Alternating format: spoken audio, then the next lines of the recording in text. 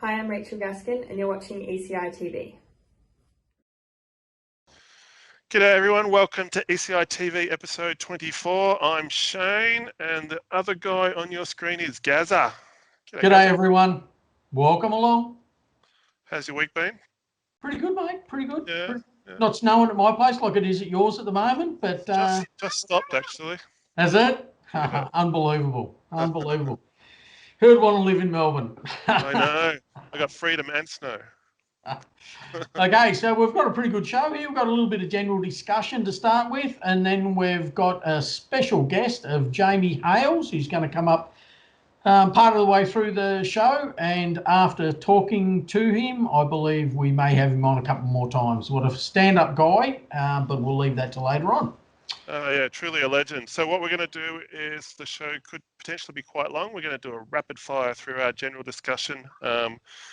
You've probably heard enough of us dribble over the past 23 episodes, so we may as well slow that down a little bit and give people's ears a chance to heal.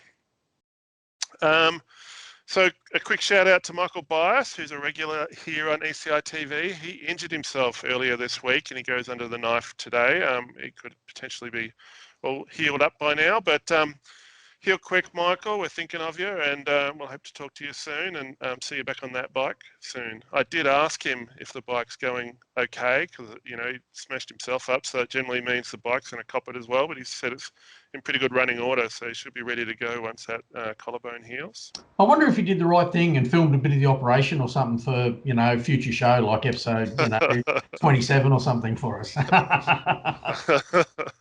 I can't stand seeing other people's blood, so hopefully not. I don't like seeing mine. I got used to seeing mine. My nose bleeds all the time, so yeah, but prefer not to. So also in this week's news, we have a new release from Colt. They're putting out a Vick Behm. I'll never pronounce this name correctly.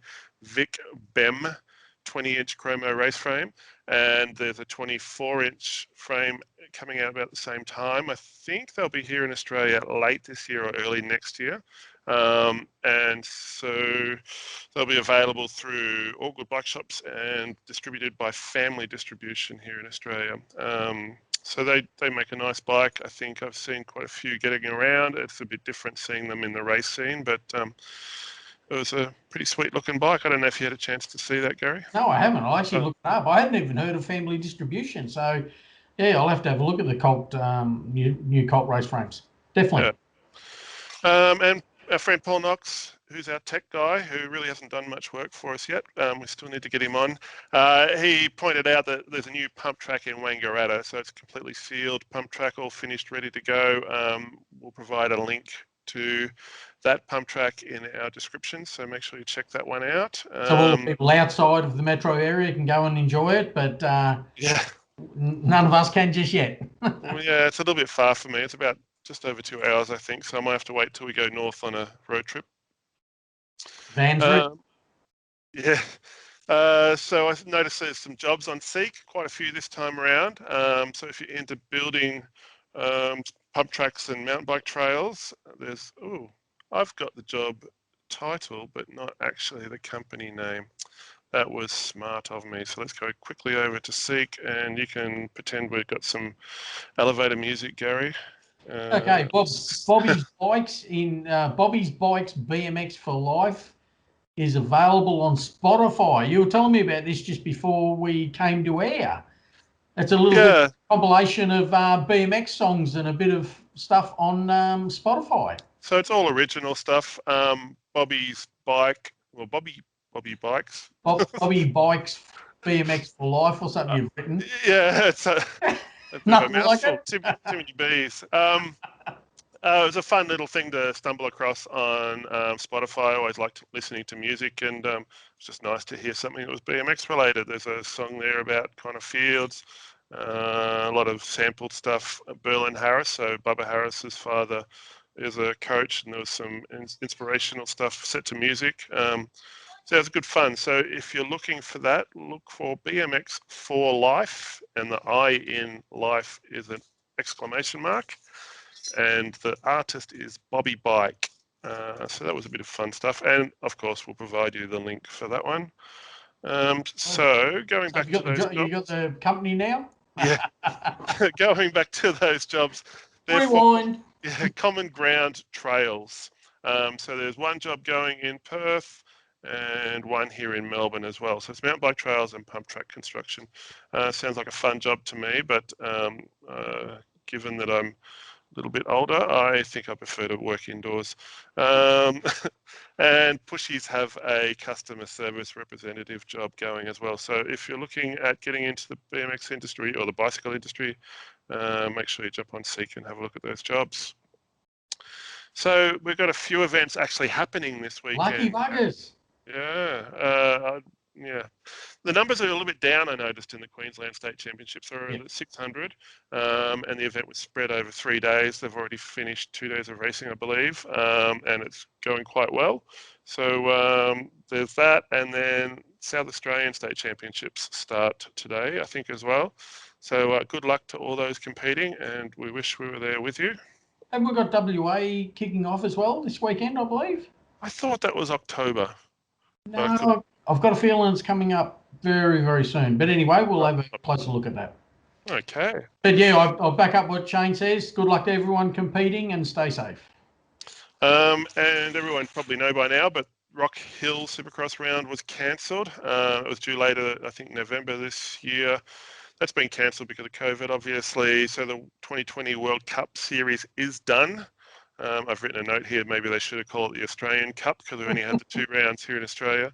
In the top 5 for the women, it was Elise Willoughby from the USA in first, followed up by Saya Sakakibara from Australia, Manon Valentino from France, Felicia Stansel from USA, and then Lauren Reynolds from Australia. Also in there was Caroline Buchanan, who finished 13th, and Rachel Gaskin, who we've had here for an interview before, finished 46th.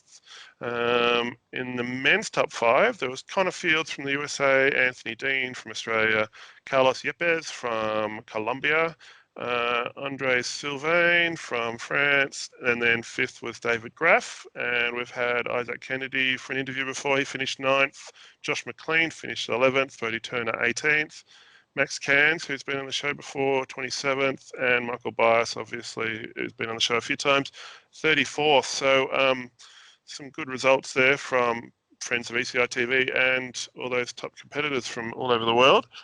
It was interesting to see the USA finished #1 on both and Australia finished #2 on both. Yeah, very good. So fingers crossed we can see a full Supercross season next year. Oh, and yeah, it'd be good to see how the Aussie boys go. There seems to be quite a few in there really pushing the boundaries. So we don't have an Answer BMX Show Us Your Bike this time round. No, well, I mean, it's a full show anyway, so we probably wouldn't have been able to slot it in. So we'll definitely showcase that next week if we can get some more entries in. Yeah, so don't forget to submit your bikes at ecitv.com.au/bike. If you have any problems, just email us ecitv@bmxultra.com. Wow, I must have done that a few times. It just flows now. Does, doesn't it? Not a lot tripping flows over out of your mouth. I'm surprised there's not more blowflies hanging around. Your ankles will be getting wet. Yeah, so that's pretty willing. So what we're going to do, we're going to jump into the quick interview, or not so quick interview, with Jamie Hales, and we'll show a little bit of a clip beforehand from the Australian BMX Hall of Fame when he was an inductee, and give a bit of insight into Jamie and his history. Awesome. Press play, Jack. Got the That's play it. button thing going on. Push play. I haven't pushed that for a while.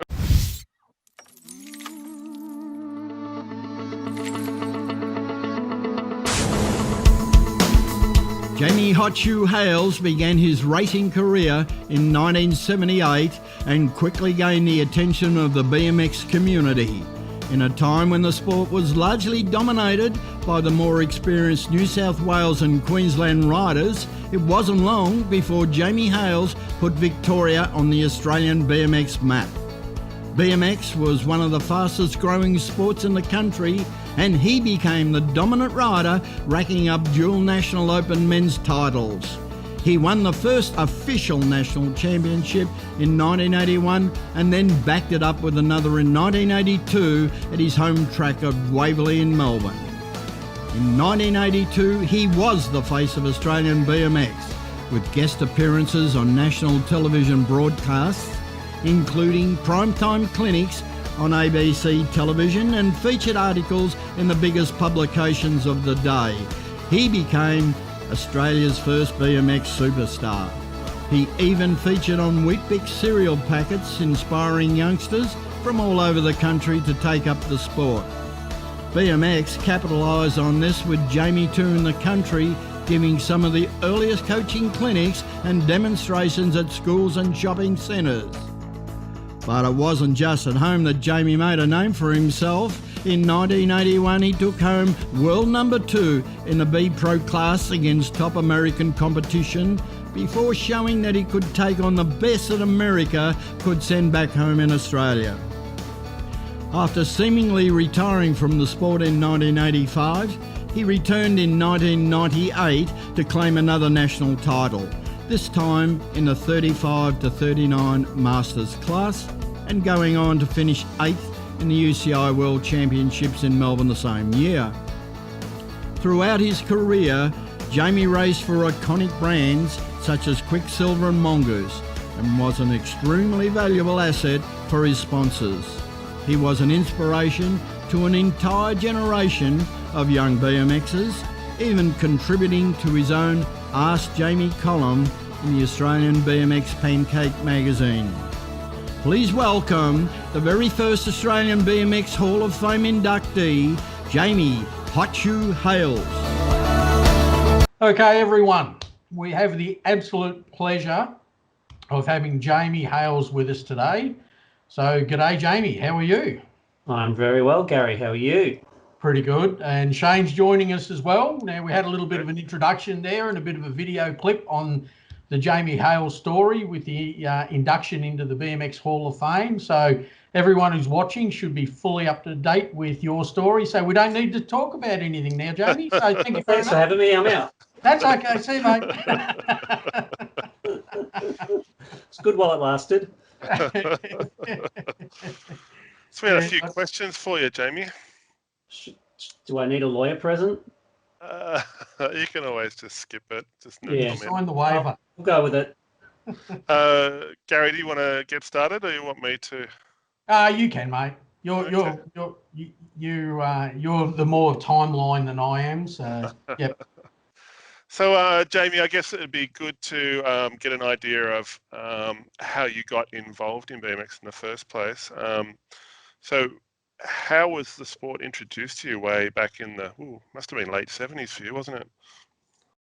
Yes. Well, I guess the first inkling I had that BMX was even a thing was because I was pretty keen on motorcycles. Probably around the age of 10, 11, I got pretty keen on motorbikes, and I started, figuring out that dirt bikes existed. BMX wasn't a thing in Australia then. So I got very keen, and I wasn't actually allowed even to have a bicycle till I was 11 because my parents were Nazis or something. I don't know what went on with that. But anyway, unfortunately, I had 3 older brothers and they all had to wait, and then therefore I had to wait. So I was very keen to get on the bike when I was 11. And the first thing I did was I got 2 paper rounds so I could save up for a motorcycle. And that took me about 2 years.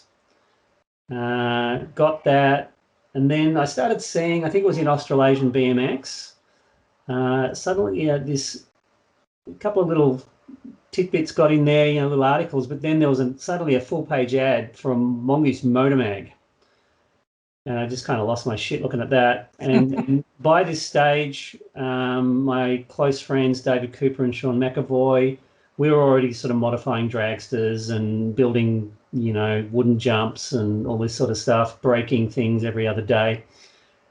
And, we were still pretty keen on the motorcycle aspect, and I actually did race motocross for a little while. And that all came to a grinding halt when my parents split up when I was about 14, 15. And I went from having a 3-acre property in the Dandenongs to, which was basically my personal motocross track, to having a backyard in Blackburn that I couldn't swing a cat in, essentially. And I just thought, oh, crap, and I couldn't afford it. So I was just like, yeah, okay, this BMX thing looks pretty cool. So we started sort of buying parts through competition development in New South Wales, and also sending away. It's kind of weird when you think about online purchasing, but we would send our Australia Post money orders off into the abyss, with our fingers crossed that a Mongoose gold stem that would turn up 12 weeks later. And it actually worked. I don't think we ever had one that didn't work, which is pretty amazing. And you can imagine the excitement when this piece of American BMX technology turned up, and you were literally, there was probably only a handful of people in Australia that had anything that resembled it. And so we, there wasn't a sport is the short answer. We started trying to build our own little tracks in the empty vacant lots around the corner, and I've got some really nice Super 8 footage of us barreling around these things. And eventually, things started to perk up, and then suddenly we see a flyer in a shop advertising Pat Dillon's race meeting in Springvale, which I think was June '79. And so we're just like, oh my God, we got really excited. Got down there. It was actually at a little motorcycle track, which was like 3 feet underwater. So the whole thing was cancelled. However, about 30 to 40, I guess, people turned up on various types of BMX bikes, really primitive. And we just had the time of our life. I cannot tell you how exciting it was to suddenly see all these other people that like-minded bike nuts wanting to launch off anything that looked like you could ride over it.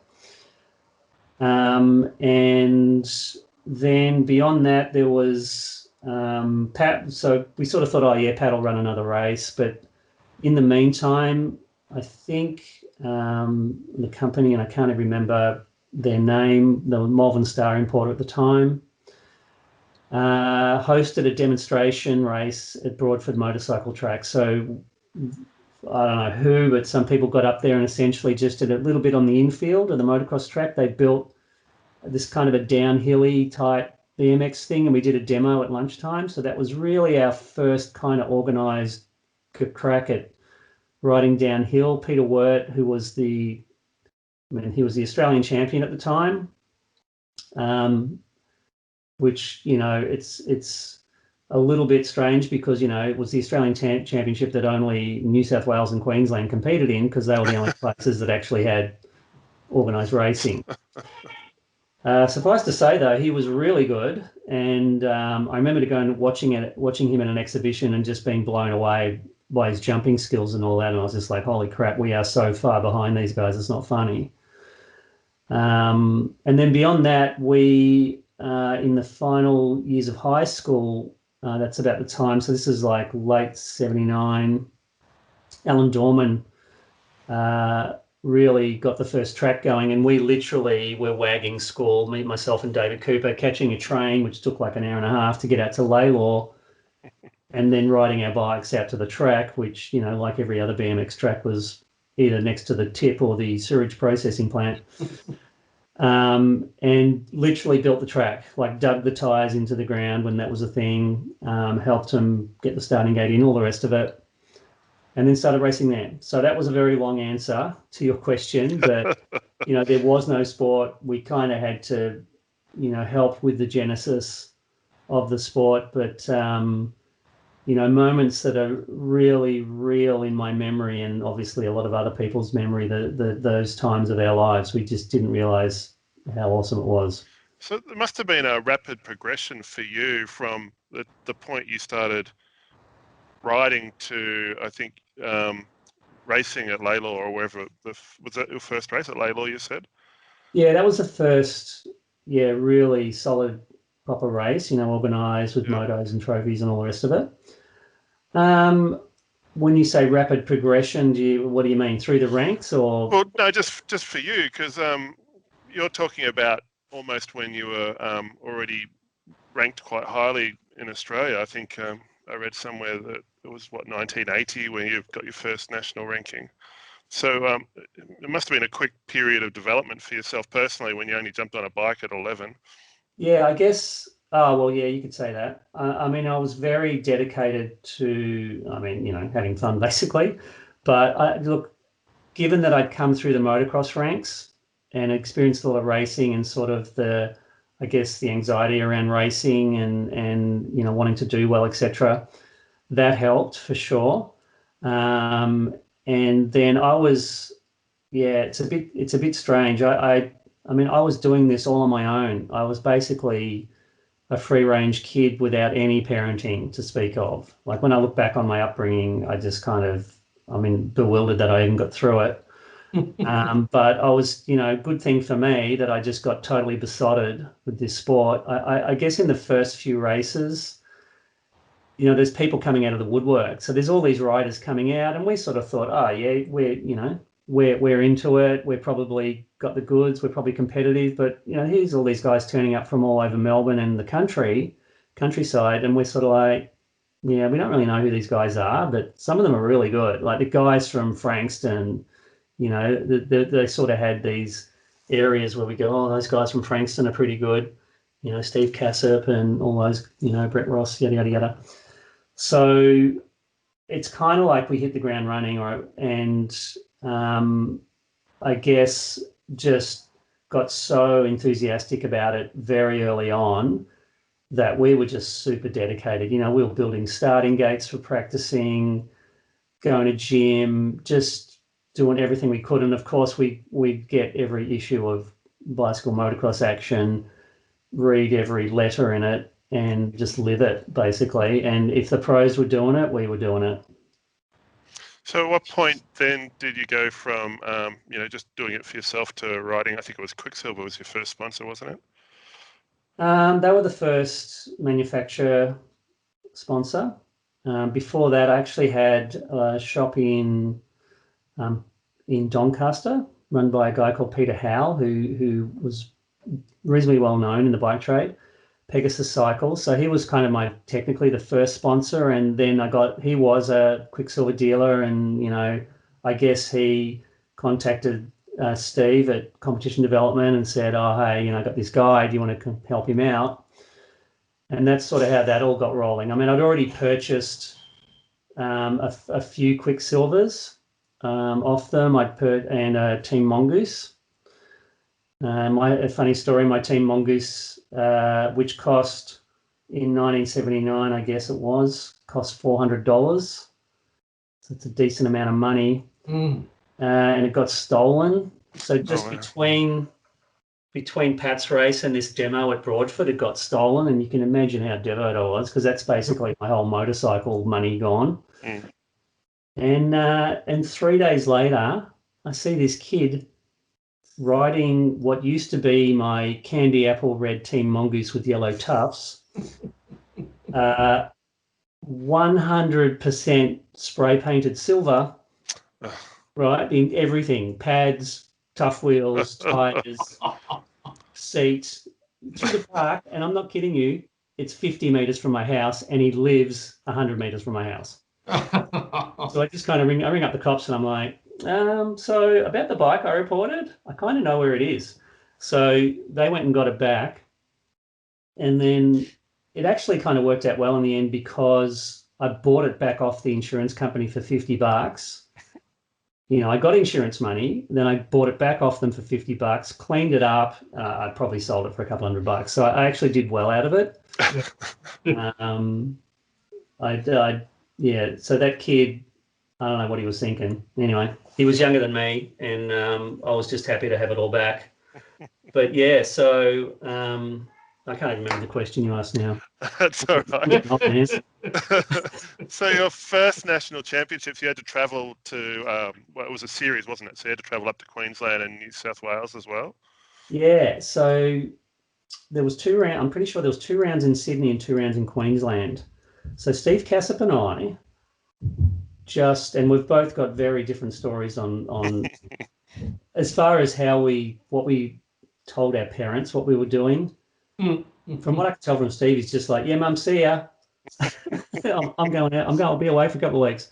A little bit different with me, but we caught a train to Sydney, Oh, and I'm just trying to, I can't even remember where we stayed, but we did the 2 rounds in Sydney, and then we flew to Brisbane, and I can remember landing at Brisbane Airport. This is the old Brisbane Airport, and we're looking at them unloading our bikes, right? And this is the days, no conveyor belts back then. It was just suitcases getting lopped out the back of the plane. And I just see this guy just pick up this bike and just go, no, and just throw it. And we're just sitting there going, oh no. Anyway, it was fine. Wasn't a problem. So we had 2 rounds in, so I think it was Ryde Eastwood and maybe Liverpool. I can't even remember. Somebody will know the answer to that. And then we went on to Queensland, and Steve and I rented, we're just picking numbers out of phone books. There's no internet to look anything up back then. We actually had to go to travel agents to find out places to stay. There was electricity though, as far as I remember. So we then had, we lob up this hotel now. The back of the hotel, like the back window of our hotel room, looked out onto the bridge in Brisbane, and I can't remember the name of it, but essentially it's that the famous bridge. It was a bit of a dive. It was in Elizabeth Street, right in the middle of the city, and we kind of walked around going, oh God, we don't really know what we're doing here. It was so naive, just so young and silly. Anyway, so we ride out to the track, and it was essentially Brian Pearce's local track. But we ride our BMX bikes out there. It's like 17 kilometres or something. It's a long way. And we've got our, and it's warm, and we've got our bags on the back. And so we get out there, and this is the awesome thing about BMX, and I'm sure it's true to this day. But we get out there and we hit the track, and I think it was Gingerlee was the track. And so it's Dean Crisp's local track. It's Brian's local track. Anyway, Brian turns up. Brian must have got wind of if we were up there, or they'll just happen to be going up there. And Brian's like, oh, you guys up from Melbourne? And I'm like, yeah, we just, we've come up. And he goes, oh, so where are you staying? We go, oh, we're just staying at some hotel in the city. He goes, no, you're not. Get in the car. So get in the car, drives us to the city, picks up all our shit. No, you're staying with me, mate. And just unbelievable. The Brian and his wife, Jan, just amazing people. And we stayed there. They had 2 kids younger than us. And, he was doing the pedal power clothing at this point, and just had the absolute, best time ever.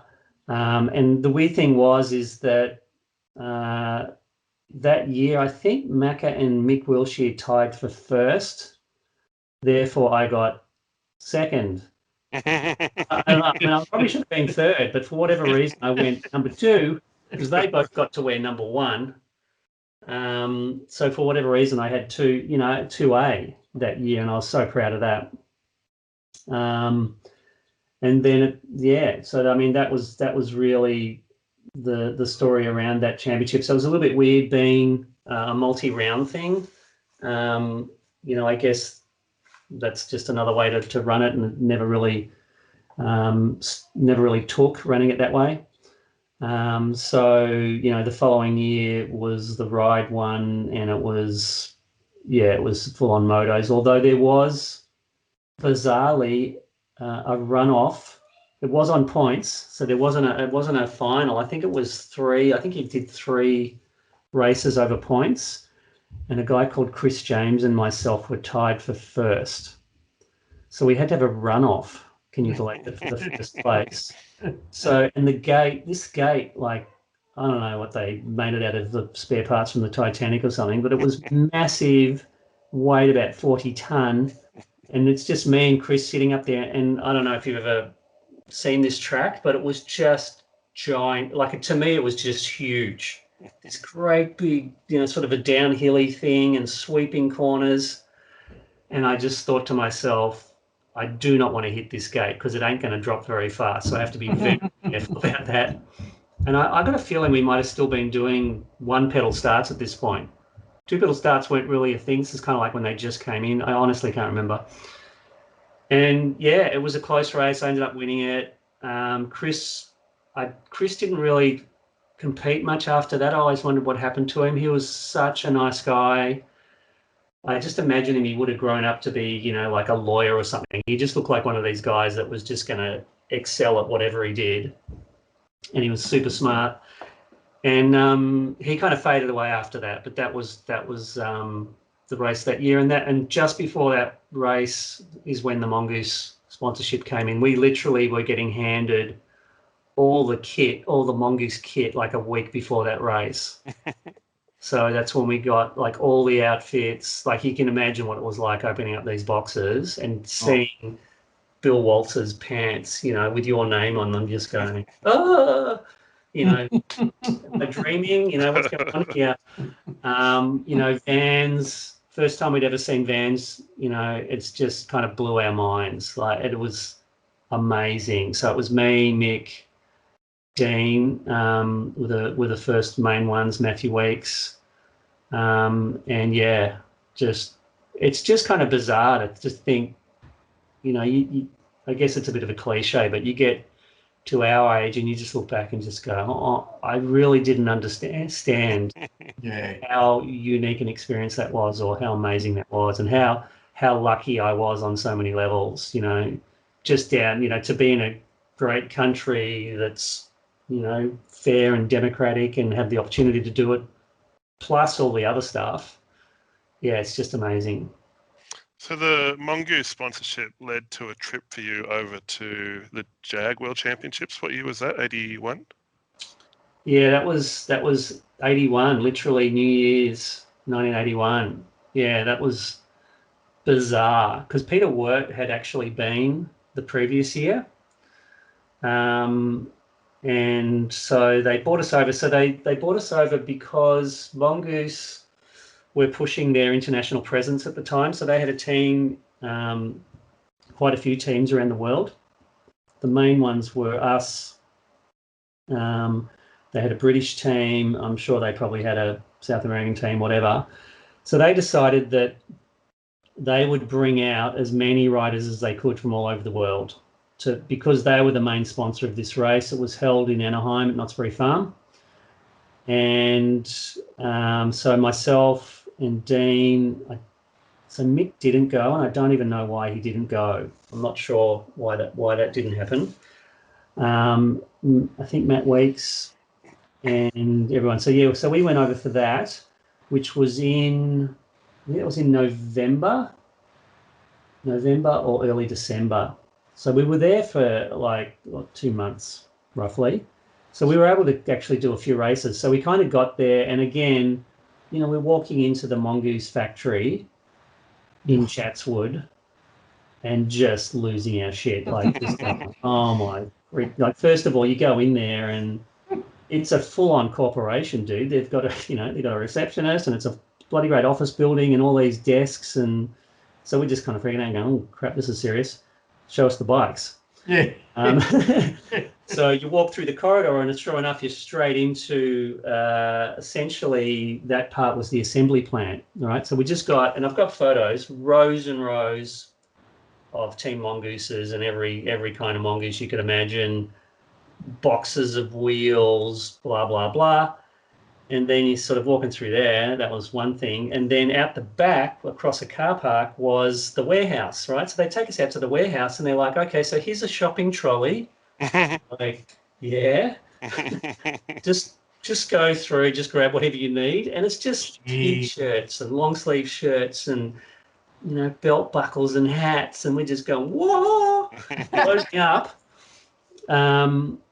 Yeah, it's suffice to say I was living in Mongoose T-shirts for like the next 10 years. So that was incredible. I think we got new bikes at that point. And then we got shuffled out to this race in Anaheim. And that's a whole nother story. But and then and so to get back to your question about the worlds are in Indianapolis. I mean, Indianapolis in the middle of winter is just frozen. So that was another experience for us, never having, I mean, I'd seen snow once at this point. and going to a place where they're driving on icy roads and whatnot. It was kind of a freak out. So we were staying about a block from the stadium. I mean, it was just the worst track ever. I mean, you know, it's kind of like a promoter just going, oh, well, I want to do this BMX thing. What's the least I can do to run this race? You know, so it had a sort of like a wooden standalone start hill. Now, when I say start hill, you know, literally it was like this high, right? So it was all, you can imagine the gearing we're running. We're running like 41.16. And the jumps were just these wooden tabletop-y things, right? Just like ba-ba-bang, you know, over the top of these things. And then flat corners with witches' hats. Like, Oh. are you kidding me? And we've got like Stu Thompson and, you know, all these guys there racing. So that was a bit, so I couldn't qualify for the AAA Pro, whatever it was back then, because I just hadn't competed in whoever was sanctioning it, and I cannot remember who that was, whether it was the ABA, but I didn't have enough essentially street cred or races under my belt to race the R. So I had to race B Pro. And in typical fashion, I drew the outside lane in the final. Interestingly enough, Cam Mitchell let me know last year that the B Pro time on that race was faster than the A Pro time. And we had someone crash in the middle of it. So I ended up getting second in that one. And I couldn't tell you who won it, but yeah, and a very interesting time. Funny story, got to hang out with, at the time, Bicycle Motocross Action had done this kind of what they called the Powder Puff special, where they had, you know, girls of BMX or whatever in it, and there was this girl, her name was Kathy Hanna, and she was like poster child for these Powder Puffs, just absolute super attractive, whatever. For whatever reason, she took a bit of a shine to me that weekend, and I ended up hanging out with her. And again, I'm just sort of pinching myself. Now, nothing happened, boys, so don't let your imaginations run wild. But, you know, I spent a lot of time with her, and she actually took me back to her mum's house, introduced me to her mum and all that. And honestly, it was probably the Australian accent. Oh my God, say something. You're so cute. Oh, you know, it's like, okay, how you going? So that was, again, just surreal. The whole thing was surreal. And look, just turning up to the race in Anaheim and seeing all the pros, like seeing Tinker Juarez's RX-7, seeing the SE van, you know, seeing, you know, whoever's Camaro Z28, all brand new cars, all these pros are just right. And we just thought, oh my God, these guys are millionaires, you know, like they're living the life. So yeah, it was just like, so, you know, you get your whole fanboy on. It was very hard. And then you end up racing these guys. And so it's very hard not to be intimidated by it. So we hit a few big races. There was also a big NBA Grand National in Long Beach. Pretty sure that was in January. I think Greg Hill won that one. I don't know. Again, I think I was B Pro. I don't remember placing that well in it. Like, I think I crashed. It was a one-off track. It was pretty soft, a little bit gnarly. So yeah, but I mean, we were racing. Like the first night, they literally drove me from the airport to Van Nuys BMX track, right in the valley. And the first guy I met was Kevin Jackson, black guy, riding for just started riding for Mongoose. Coolest guy ever. He had a V6 Ford Capri, black, lower. Like, everything was about the cars for me.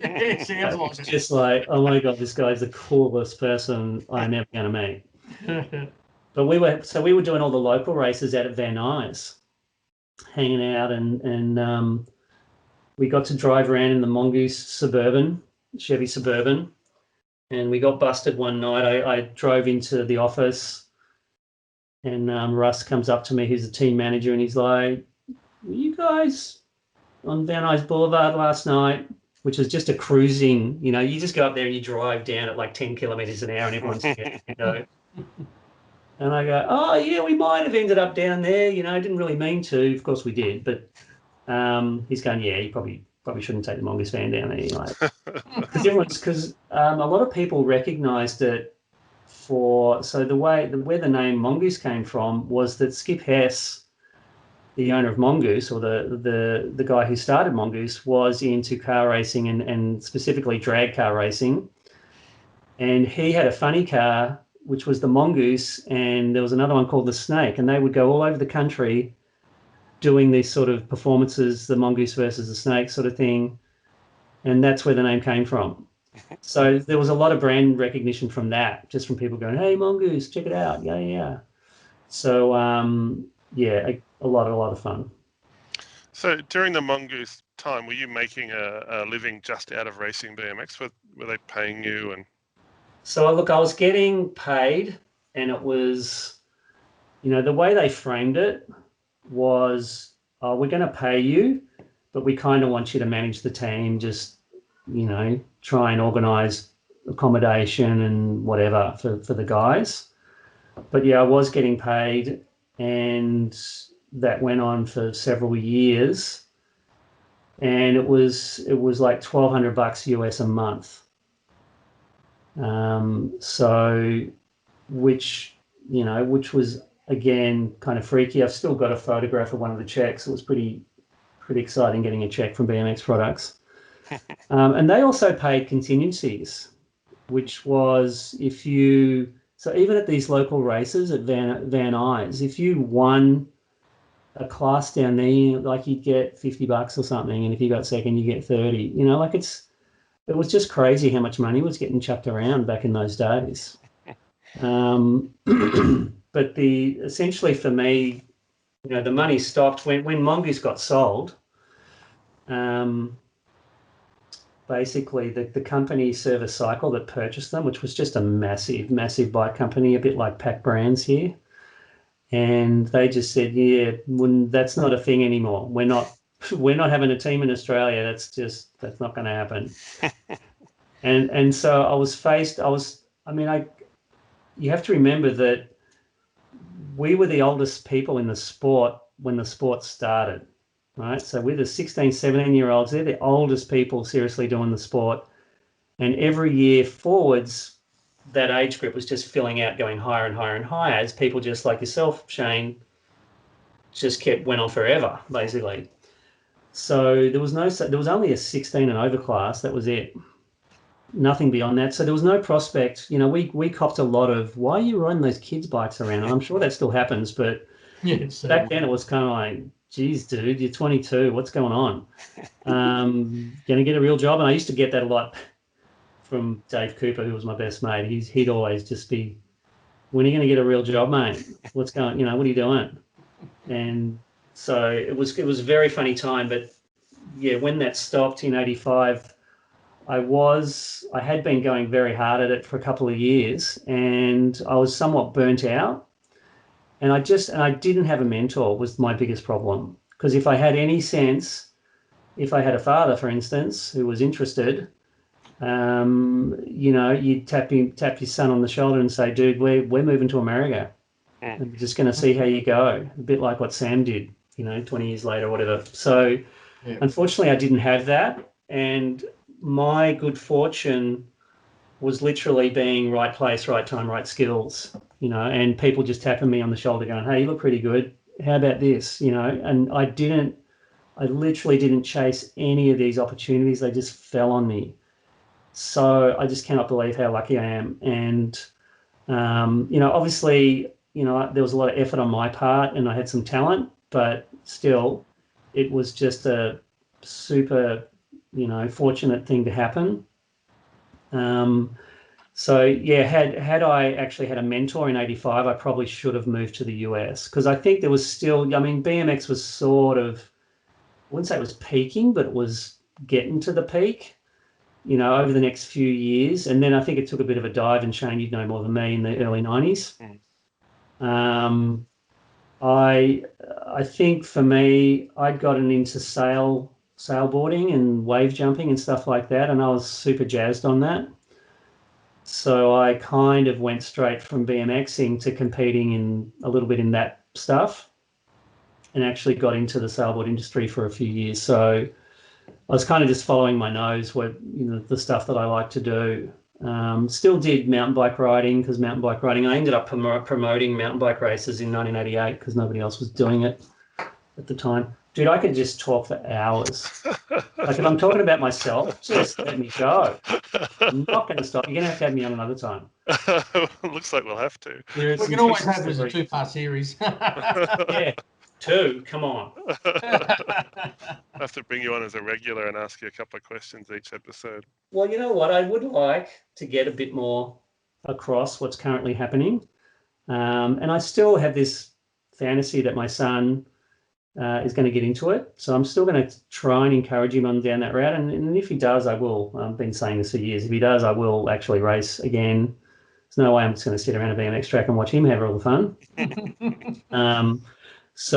But we'll see. But in the meantime, I'll just, I'm literally, it's funny because I caught up with a bunch of BMXers not long ago, and they're like, oh, how long since you've been on your BMX bike? And I'm like, yesterday at 4 o'clock.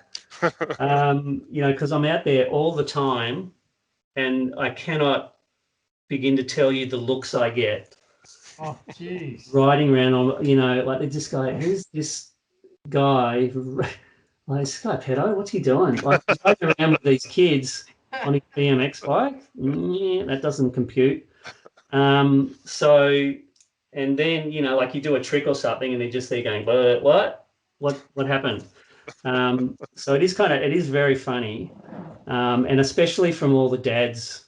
I mean, I'm an old dad, so I turn up at school and, there's an emergency teacher and they'll go, oh, your granddad's dropping you off. and my son just looks at me and goes, what? So, yeah, there's that. And then so there's all the old, like, basically, I'm an old dad. I'm like 15 to 20 years older than these other guys who've got kids in the same class. And then they see me on my BMX bike and they're just like, okay, this guy's weird. And fortunately, I'm old enough just really not to even worry anything. I totally accept that, yeah, I probably do look kind of weird, and I'm happy with that. I'm happy to be a bit of the odd sod out there. And but I mean, I still love it, and I just still think there's nothing like when you're kind of one with the bike and you are just kicking around. I'm sure, Shane, you have these feelings on your track when you just know it backwards. And it's just an incredible feeling. I was describing to a guy the other night, just bike riding in general. I mean, you feel like you're flying. It's just such a great experience. And I think the good thing about COVID is so many people have rediscovered it. Like, you just see, it's incredible the amount of bikes that are being sold and how many people are getting out there. And that's one of a couple of good things about COVID. A lot of it's pretty crap.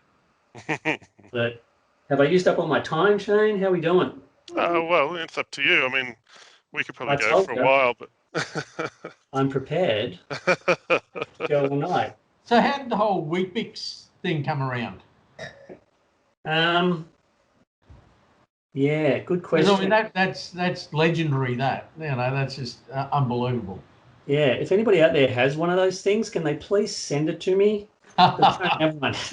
I've got one here. Fantasy of having it with all the cards, and I had a bit of a crack at tracking one down.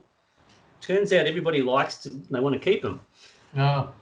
But yeah, I do have a fantasy about getting one. How it came about. Now, the first thing I can tell you is A, I didn't get paid. B, nobody asked my permission. And C, the people that run Vick Behm, Sanitarium. Sanitarium, yeah. I don't know if it's true now, but essentially they were run by Seventh-day Adventists. That probably doesn't mean anything, but it just, sounded a little conspiracy theorist. I know the guy that owned Crossrider was a Seventh-day Adventist, right? So I've got a feeling, I don't know, this is like, I hate conspiracy theories, but I've got a feeling that somehow Graham what was his name? Oh, I can't remember. I thought it was Graham. Maybe it's not. Might have gone to Sanitarium and said, hey, you want to do this? Now, one would think if he did it, it would have been a cross rider on there, not me. Yeah.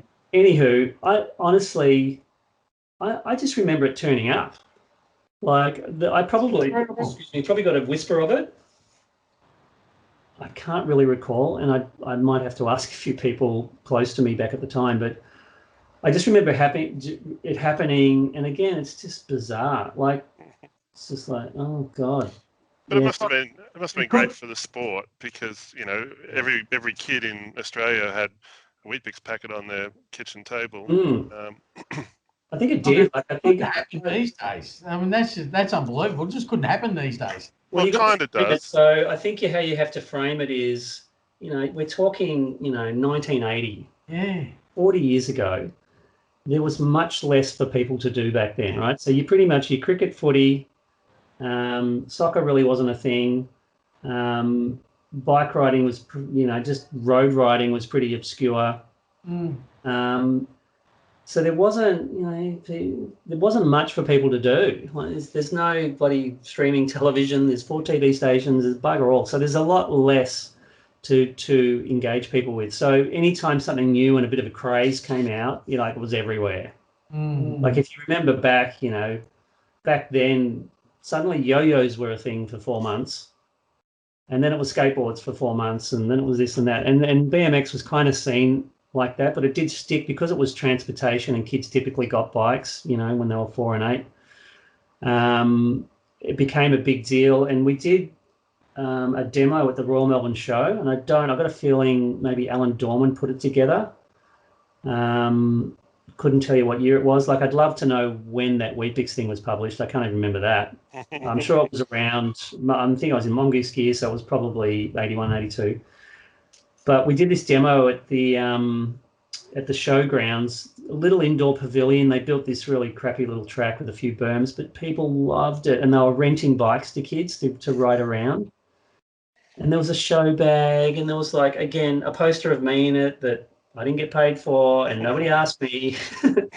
But Runaway was there, and look, I didn't really mind because I was all about promoting the sport. We were ambassadors for the sport everywhere we went. Like, you turn up at a McDonald's with, you know, 10 cars with 3 bikes on the back, and people would be going, what are these bikes? You know, so you'd be like this ambassador for the sport.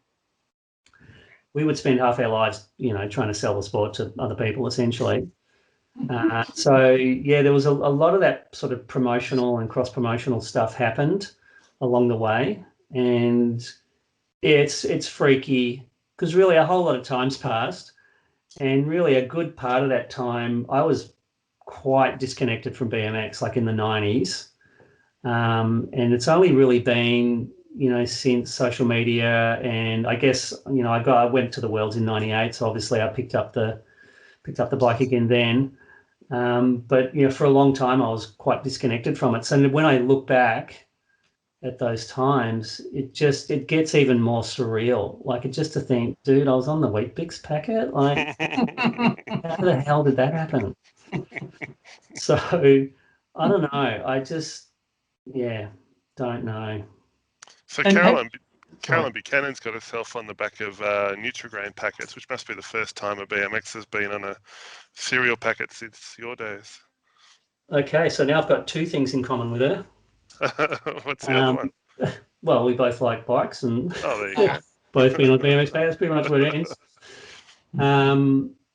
Yeah, well, yeah, I didn't know that, but power to her. I bet she got paid for it. I bet. Check that out. Good chance. Anyway, I'm not all about money. Like, it's just because in fact, I was all about promoting, so it wasn't really that fast. It's not like I started stomping around going, God damn it, I need to get paid. That was never a thing. It was just like, oh God, that, you know, what's good for the sport is good for all of us. You know, rising tide lifts all boats. It's it was just an exciting time, and I really wasn't, you know, Briefly just brought this out for me. Oh, the Nutrigrain. There was definitely not a picture of me looking that good on the back. I've got some horrendous photos from me just looking like the pool cleaner in the early 80s. With a little moustache, yeah. Oh, mate. Oh, it wasn't, well, I guess it was kind of little. It wasn't like a pencil one, but it was definitely there. But yeah, I grew another one recently. Not super popular with the wife and the kids. Daddy, you're so spiky. Like, yeah, that's my bunker beard. So yeah, no, yeah. Look, and it's great. I have to say, I really admire, the people that have gone on to actually have careers in this. So all the names that you would know over the last sort of 10 or 15 years. It's just amazing to watch them in the Olympics, representing Australia. I have this theory about Australia, and it's probably less relevant now, but my theory was that we always used to punch above our weight in sport, like a tiny, tiny little country out in the middle of nowhere. I think the fact that we're a reasonably wealthy country, but also that we were so disconnected from the world. So we would sit over here, look at, BMX action, put all these guys on a pedestal and just go, oh my God, these guys are gods. And we've got to just train our asses off to even think that we might even be competitive with them. And turns out we were definitely competitive. And sometimes, we'd done better jobs just because we set higher bars for ourselves, just sort of thinking or, trying to imagine how fast these guys and how good they are. And I think we set really high bars for ourselves as Australians to sort of, we're underdone and we've really got to, do it. And I think that's part of the Australian psyche, really, these guys. And they've just done so well and just represented the sport so well. It's incredible. I guess we probably should cut it short, but maybe one last question. You've been to a few races over the last decade, I guess. You've even been here to BSX and had a bit of a ride. What do you think is the biggest difference between BMXing now and back in the early 80s? Cool. I mean, they're borderline. I wouldn't say they're different sports, but the discipline has just changed so much. I guess, when we had the Hall of Fame and I was got introduced to Sam, and we were sitting there and they had this sort of loop of all the open finals over like 30 years or something. And I think they were probably showing like the 1988 final. And I tapped Sam on the shoulder. I go, look, Sam, there's dust. And he's like, yeah. So look, I think the biggest difference is, obviously it's wall-to-wall jumps. Like it says, jump. There's wall-to-wall manualing. That's another skill in itself. So we didn't really, although we did do some manualing when we had sets of jumps, the famous ones were at Mornington. They were the sort of the first ones where people could manual all the way through them. And they were very close together. You could actually jump all of them in one hit as well if you had the nads. So that's a major difference. And the start hills. So we had to sort of wrestle. So our gears were super low because we were wrestling at starting hills that were like, 6 feet off the ground, not 6 meters. So we weren't getting this super punch. So there was a lot of time focused. It still obviously pays to be as powerful as you can be, but that technique, you really had to sort of wrestle your way out of the gate, etc. And then because you had these super low gears for getting out of the gate, you then had to be able to spin these things like at a cadence. I remember we used to do cadence over 200 sometimes on training bikes, on like stationary bikes. The fact that we could spin that cadence and not have our stupid vans fly off those pedals is mind-blowing. I can't tell you, though, how many times I did slip pedals at the inappropriate time. So the whole clipped-in thing is very bizarre. I don't know how you go clipped in on a track that didn't have sealed corners, because there's just, that's a whole nother level. And there's a lot of, a couple of camps around the whole clipped in thing. Yeah. I clip in for mountain biking. It's definitely a different situation, when you're descending and you know that you can't actually put your foot down super quick if you want to. So that's a different part of it. And so the high speed spinning down the end of the straight, And yeah, look, it's very, very different. I mean, it's really spectacular. It's kind of like they took all the, you know, how can we supercharge all the best things about BMX, make it a spectacle? And I get the flip side of that is I think everyone's become so Olympic focused that where we run the risk, and I'm sure there's people that are all over this, but we run the risk of alienating entry-level people when they come in. They don't have an opportunity to go to a track that isn't daunting or terrifying. And like I took my kid down the local track after they rebuilt it, and he's yet to ride down the start hill. It's that big. It's massive. And so I'm sure there is an aspect to that where if we all sit around talking about the Olympics and having Olympic level tracks, that we might lose some of the entry level people. And again, I'm sure there's people, administrators in the sport and promoters and who are all over what I just said. You know, just remember this is coming from a place of minor knowledge around this stuff. But, you know, I've heard that chatting to people that was a bit of an issue. But look, I think the sport's in pretty good hands, obviously going through a few things at the minute from an administrative level. The fact that BMX is, you know, Cycling Australia, BMX Australia, there's all these machinations around how the whole thing's going to be run. But yeah, look, I look at these tracks and I'd love to have had them back in the day. Like there's nothing we wanted to do more than clear massive gaps. I remember Shane Robertson had a track out in Penrith in his backyard. And he would just get on, like I think he was 16 at the time. He'd just get on his dad's front end loader. It's like a 10-acre property. And we'll just build some more jumps. Like it was a full-blown track. They held events there all the time. Anyway, I just remember one hot night, we built this massive gap at the end of the first straight. I can't, you know, in my head it's like 10 meters, but like I don't know. But it was big. It was intimidating. It was a long way. You had to hit it perfectly, absolutely flat out. And we were doing it in shorts and a T-shirt, no helmet, nothing. But in the dark, like you had lighting.